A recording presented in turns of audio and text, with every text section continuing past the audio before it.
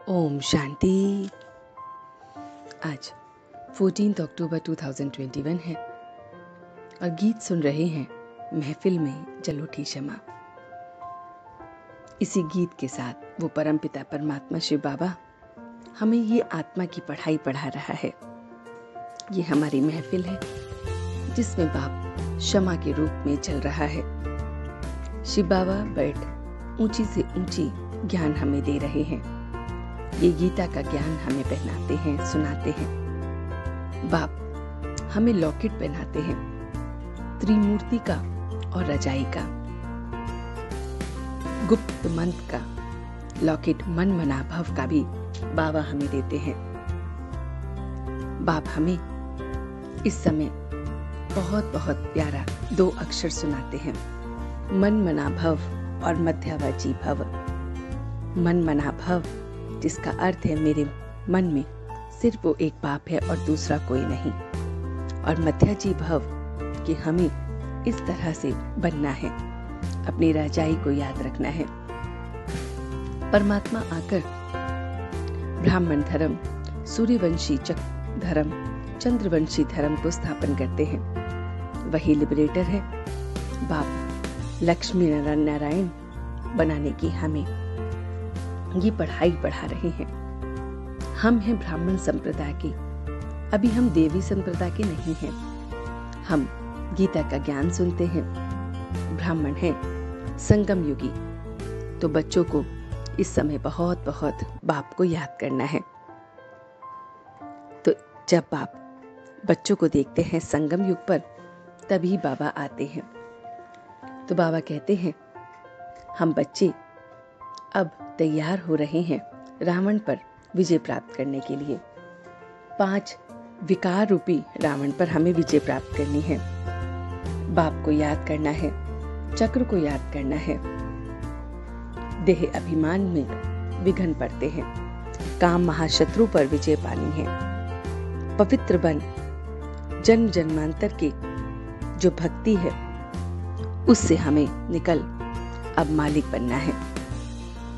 बाप समान हमें प्यार का सागर बनना है, कभी भी आवेश में नहीं आना है।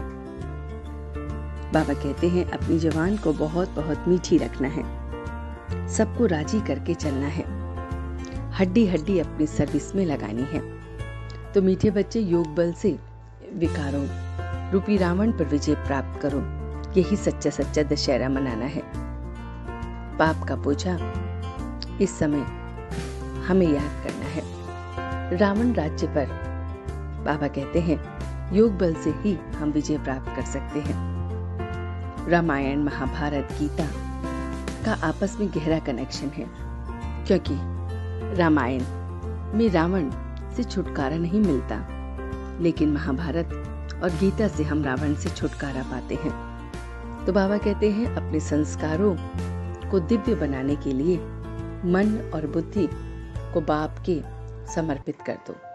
तो मन और बुद्धि को बाबा के आगे समर्पित करके हम अपने संस्कारों पर बहुत बहुत दिव्यता प्राप्त कर सकते हैं।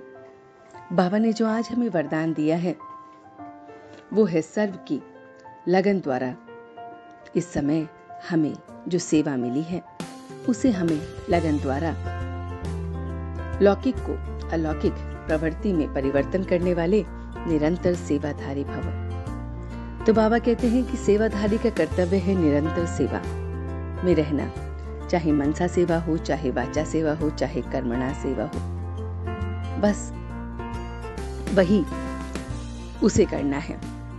वही लौकिक प्रवृत्ति को ईश्वरी प्रवृत्ति का बनाना है। सेवाधारी सेवा में ही बस अपना लगा रहता है, सेवा से कभी अपने आप को अलग नहीं समझता है। सेवाधारी अपने घर को भी घर नहीं समझता है, बल्कि सेवा स्थान समझता है। सेवाधारी का मुख्य गुण है त्याग, तभी तपस्या मूर्त होकर रहते हैं, तो जिससे सेवा स्वतः होती है। तो ये सारी मीठी मीठी बातें बाबा ने हमसे कही। तो चलते हैं कुछ पल के लिए बाप के पास और देखते हैं अपना ये रूहानी सफर कि किस तरह से वो मेरा मीठा बाबा आकर मुझे पढ़ाता है। वो मेरा मीठा बाबा मुझे बहुत बहुत मीठा बना रहा है।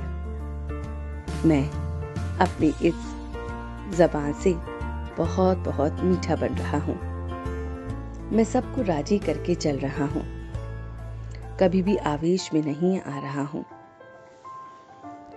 मैं इस समय बाप समान बन रहा हूँ। मेरे अंदर सेवा ही सेवा भरी हुई है।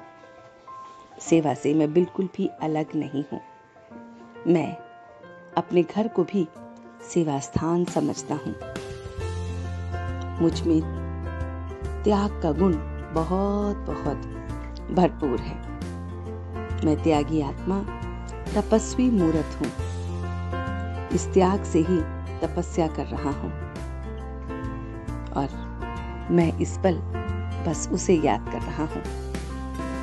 अपने संस्कारों को बदलने के लिए मैं मन और बुद्धि से उसे अपने आप को समर्पित कर रहा हूँ और सच्चे दिल से मध्यवाजी भव और मन मना भव का ये मंत्र याद रख रहा हूँ और अब मैं सच्चे दिल से उसका शुक्रिया अदा कर रहा हूँ। हम सब रूहानी बच्चे मिलकर अपने रूहानी बाप दादा को याद प्यार और गुड मॉर्निंग करते हैं। गुड मॉर्निंग जी, गुड मॉर्निंग, गुड मॉर्निंग। शुक्रिया बाबा, शुक्रिया। वाह बाबा, वाह। वाह बच्चे, वाह। वाह मैं आत्मा, वाह। वाह ड्रामा, वाह। ओम शांति, ओम शांति, ओम शांति।